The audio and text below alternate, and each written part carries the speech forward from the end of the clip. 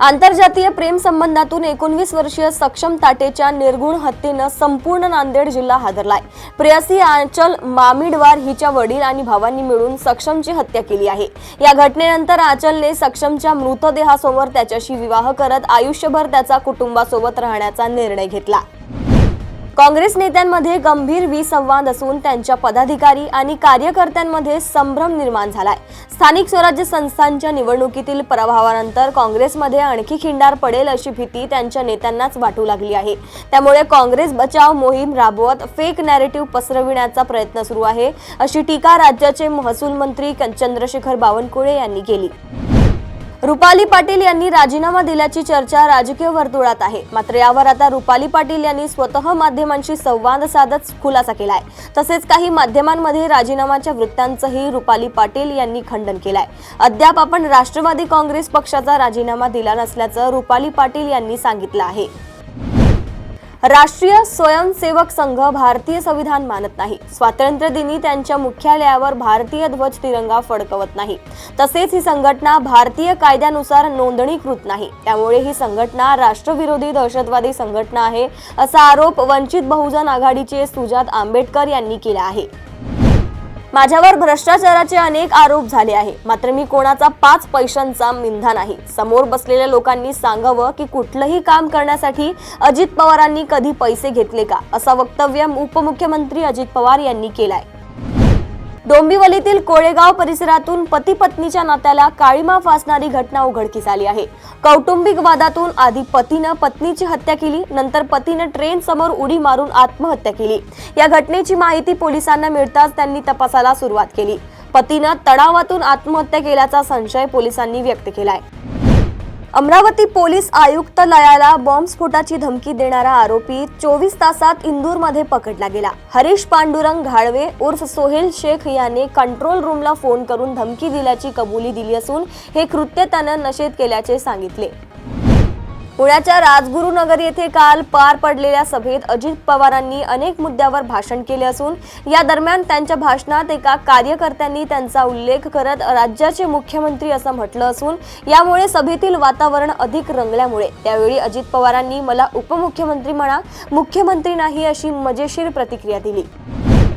धाराशिवच्या परंडा नगर परिषदेच्या निवडणुकीचा प्रचार अंतिम टप्प्यात असतानाच जादूटोणाच्या एक अत्यंत धक्कादायक आणि गंभीर प्रकार उघडकीस आलाय। शहरातील एका प्रार्थना स्थळात प्रमुख उमेदवारांच्या छायाचित्रांचा वापर करून जादूटोणा करण्यात आल्याचे निदर्शनास आले आहे। मुंबईतील 51 वर्षीय महिलेला कंपनीतील वरिष्ठ अधिकाऱ्याने बंदुकीच्या धाकावर लैंगिक छळ व मारहाण केल्याची तक्रार दाखल झाली आहे। या प्रकरणी कंपनीचे व्यवस्थापकीय संचालक जॉय जॉन पास्कल पोस्ट यांच्यासह 6 जणांविरुद्ध गुन्हा नोंदवण्यात आलाय। आजारीपणामुळे काही काळ विश्रांतीवर असलेले खासदार संजय राऊत पुन्हा सक्रिय झाले असून त्यांनी माध्यमांशी बोलताना शिंदे सेनेवर टीका करत शिंदे सेनेचा कोथळा अमित शाहच काढतील असं म्हणत राऊतांनी उपमुख्यमंत्री एकनाथ शिंदे यांच्यावर निशाणा साधलाय। महाराष्ट्र समग्र शिक्षेतील कंत्राटी कर्मचाऱ्यांनी कायम सेवेत समायोजनाची मागणी करत अन्यथा स्वेच्छा मृत्यूची परवानगी द्यावी अशी मागणी केली आहे। आपल्या मागण्यांसाठी ते 8 डिसेंबर 2025 पासून नागपूर हिवाळी अधिवेशनादरम्यान बेमुदत आमरण उपोषण करणार आहेत। समग्र शिक्षा करार कर्मचारी संघर्ष समिती हे आंदोलन करणार आहे। कोल्हापूर इचलकरंजी येथील चंदूर येथे पैशांसाठी सासरच्या कुटुंबियांकडून होत असलेल्या छळाला कंटाळून एका विवाहितेने आपली जीवन यात्रा संपवली। या प्रकरणी सासरच्या 5 जणांवर गुन्हा दाखल झाला आहे।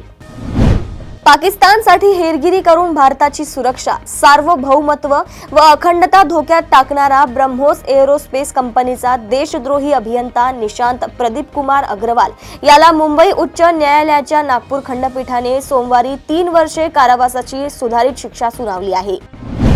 ॲपस्टाईन फाईल्सवरून अमेरिकेत गेल्या 6 महिन्यांपासून मोठा गदारोळ सुरू आहे। ती फाईल उघड झाल्यावर भारताच्या राजकारणावरही त्याचा विपरीत परिणाम होऊ शकतो। कदाचित महिनाभरात मराठी माणूस देशाचा पंतप्रधान होऊ शकतो, असे सूचक वक्तव्य माजी मुख्यमंत्री पृथ्वीराज चव्हाण यांनी प्रसारमाध्यमांशी बोलताना केले। देशभरातील वाढत्या डिजिटल अरेस्ट आणि सायबर फसवणुकीच्या घटनांवर सुप्रीम कोर्टाने कठोर भूमिका घेतली असून सर्व प्रकरणांची तपासणी सीबीआयकडे सोपवण्याचा आदेश दिला आहे। या प्रकरणाची पुढील सुनावणी 2 आठवड्यानंतर होणार आहे। उत्तर प्रदेशातील मुरादाबादमध्ये मतदार यादी सुधारणा कामाच्या प्रचंड दबावामुळे एका 46 वर्षीय बूथ लेवल ऑफिसरने आत्महत्या केल्याची धक्कादायक घटना समोर आली आहे। सर्वेश सिंग असे या मृत शिक्षकाचे नाव असून त्यांनी राहत्या घरी गळफास घेऊन जीवन संपवलं। तामिळनाडूतील कोयंबतूर मध्ये पत्नीच्या विवाहबाह्य संबंध असल्याच्या संशयातून पतीने लेडीज हॉस्टेलमध्ये तिची हत्या केली। धक्कादायक म्हणजे त्याने मृतदेहासोबत सेल्फी काढून व्हॉट्सअप स्टेटसला विश्वासघाताची किंमत मृत्यू असे कॅप्शन देत अपलोड केले। मसाला बॉन्ड प्रकरणात ईडीने केरळचे मुख्यमंत्री पिनाराई विजयन, माजी अर्थमंत्री थॉमस इसाक आणि मुख्य प्रधान सचिव केएम अब्राहम यांना 466 कोटींची कारणे दाखवा नोटीस दिली आहे। ही नोटीस परकीय चलन कायद्यानुसार 10 ते 12 दिवसांपूर्वी जारी करण्यात आल्याची माहिती अधिकाऱ्यांनी दिली। मध्य प्रदेशच्या रायसेन जिल्ह्यातील बरेली तहसीलमध्ये नयागाव पूल अचानक कोसळला। हा पूल 50 वर्षे जुना होता आणि अनेक वर्षांपासून तो खराब झाला होता। या दुर्घटनेत 10 जण जखमी झाले असून त्यापैकी एका तरुणाची प्रकृती गंभीर असून त्याला उपचारासाठी भोपाळ येथे रेफर करण्यात आलं आहे। टेस्ला आणि स्पेसएक्सचे सीईओ एलॉन मस्क यांनी निखिल कामत यांच्या पॉडकास्टमध्ये सांगितले की त्यांच्या मुलाचे मिडल नेम शेखर आहे आणि ते भारतीय अमेरिकन नोबेल विजेते खगोल भौतिकशास्त्रज्ञ सुब्रमण्यम चंद्रशेखर यांच्या सन्मानार्थ ठेवले आहे। भारताचा शेजारी देश नेपाळ पुन्हा एकदा भूकंपाच्या धक्क्याने हादरला आहे। रविवारी 30 नोव्हेंबर रोजी नेपाळच्या सुदूर पश्चिम प्रांतातील बंजांग जिल्ह्यात भूकंपाची नोंद करण्यात आली।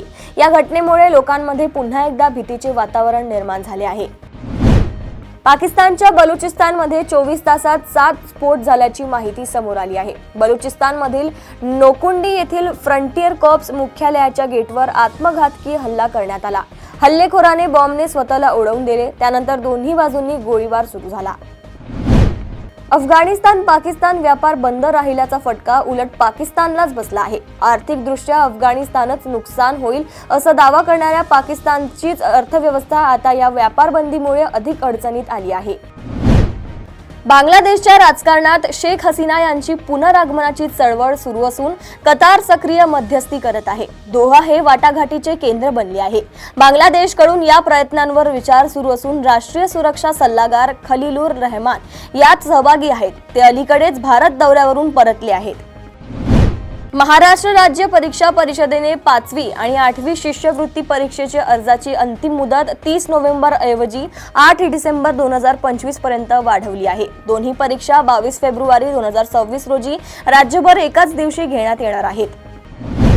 1 डिसेंबर पासून IRCTC तत्काल तिकिटांवर OTP सिस्टम, SBI ATM शुल्कात बदल, एम कॅश सेवा बंद करणे, GST रिटर्न कठोरता आणि मोबाईल कॉलरचे नाव दर्शविणे यासारखे मोठे बदल लागू होतील।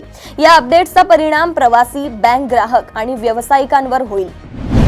आज 1 डिसेंबर 2025 रोजी देशात 10 ग्रॅम 24 कॅरेट सोन्याचा दर 1,30,440 रुपये आहे, तर 22 कॅरेटसाठी 10 ग्रॅम सोन्याचा दर 1,19,570 रुपये आहे, तर 1 किलो चांदीचा दर 1,77,400 रुपये आहे। याशिवाय 10 ग्रॅम चांदीचा दर 1,774 रुपये आहे। लोकप्रिय अभिनेत्री समंथा रुथ प्रभू आणि फिल्म मेकर राज निधी मोरू यांनी 1 डिसेंबर 2025 रोजी लग्नगाठ बांधली। सोमवारी समंथा आणि राज यांनी जवळचे मित्रमंडळी आणि कुटुंबियांच्या उपस्थितीत लग्न केले। मीडिया रिपोर्ट्सनुसार त्यांनी ईशा योग केंद्राअंतर्गत असणाऱ्या लिंग भैरवी मंदिरात लग्न केले। रांची एकदिवसीय सामन्यात विराट कोहली सामनावीर म्हणून घोषित करण्यात आले। दरम्यान टीम इंडियाचे फलंदाजी प्रशिक्षक सितांशु कोटक यांनी विजयाचे श्रेय कोहलीला नाही तर हर्षित राणाला दिले। तर या होत्या आजच्या काही सुपर 30 बातम्या। अशाच बातम्या जाणून घेण्यासाठी बघत रहा देशोन्नती। नमस्कार।